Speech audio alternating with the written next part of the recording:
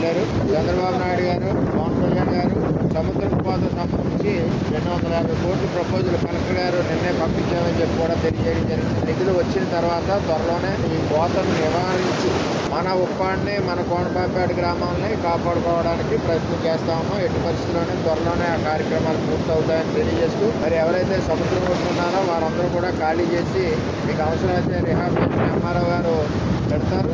లేని పక్షంలో అన్నా నువ్వు పక్కళ్ళకి మీరు షిఫ్ట్ అవ్వండి, సముద్రం ఒకటి నీళ్ళు ఉండొద్దని చెప్పి తెలియజేస్తారు. ఎందుకంటే కింద నుంచి ఇల్లు చూసేస్తా ఉంది, ఇల్లులు ఎప్పుడు పడిపోతాయి కూడా తెలియని పరిస్థితిలో ఉంది.